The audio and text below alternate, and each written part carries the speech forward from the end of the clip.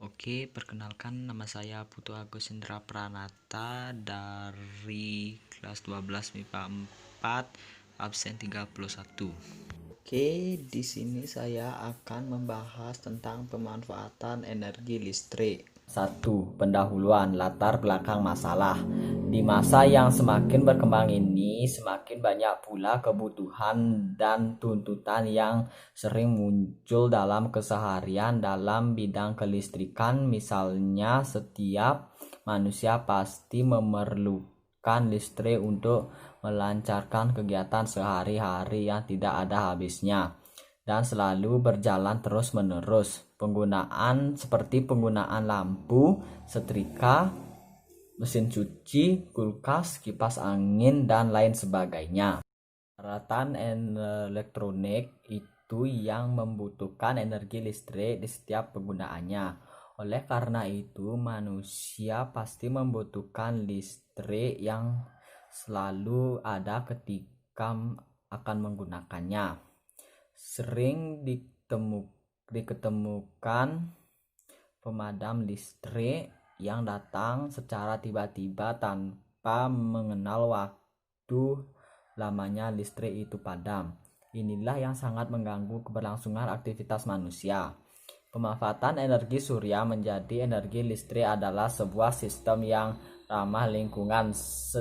Sistem ini dinamakan sel surya, tetapi penggunaan sistem ini masih sedikit penggunaannya karena membutuhkan perangkat yang cukup rumit, sehingga memerlukan biaya yang cukup besar. Di negara ini memiliki banyak energi matahari yang dihasilkan setiap harinya, apalagi di musim kemarau panjang yang datang sekitar bulan April sampai Oktober. Tiap tahunnya pasti menghasilkan energi matahari yang lebih. Energi matahari yang didapatkan akan diserap dan disimpan, sehingga ketika pada malam hari terjadi pemadaman listrik, lampu atau alat listrik lainnya yang dihubungkan dengan sistem ini akan tetap menyala secara otomatis. Di Indonesia belum banyak menggunakan sistem ini. Sebagai contoh, Kota Semarang. Di Semarang telah menggunakan sel surya sebagai energi listrik pengganti ketika terjadi pemadaman listrik, tetapi sel surya ini masih digunakan dalam skala kecil seperti lampu penerangan di jalan raya. Dalam upaya menggunakan energi surya menjadi energi listrik ini masih banyak kelemahan dan kekurangan yang harus diperbaiki agar menghasilkan energi listrik yang maksimal dengan biaya minimal. Makalah ini akan membahas tentang dasar teori penerapan sel surya tersebut. 2. Pembahasan 1. Dasar teori. Sel surya bisa disebut sebagai pemeran utama untuk memaksimalkan potensi sangat besar energi cahaya matahari yang sampai ke bumi. Walaupun selain dipergunakan untuk menghasilkan listrik, energi dari matahari juga bisa dimaksimalkan energi panasnya melalui sistem solar thermal. Sel surya dapat dianalogikan sebagai diafis dengan dua terminal atau sambungan di mana saat kondisi gelap atau tidak cukup cahaya berfungsi dioda, dan saat disinari dengan cahaya matahari dapat menghasilkan tegangan. Ketika disinari, umumnya satu sel surya komersial menghasilkan tegangan DC sebesar 0,5 sampai 1 volt dan arus short circuit dalam skala miliampere per cm². Besar tegangan dan arus ini tidak cukup untuk berbagai aplikasi, sehingga umumnya sejumlah sel surya disusun secara seri membentuk modul surya. Satu modul surya biasanya terdiri dari 28 sampai 36 sel surya dan total menghasilkan tegangan DC sebesar 12 volt. Dalam kondisi penyinaran standar, modul surya tersebut bisa digabungkan secara paralel atau seri untuk memperbesar total tegangan dan arus outputnya sesuai dengan daya yang dibutuhkan untuk aplikasi tertentu. Cahaya matahari terdiri dari foton atau partikel energi surya, di mana foton inilah yang dikonversi menjadi energi listrik. Foton-foton mengandung energi yang bervariasi menurut panjang gelombangnya.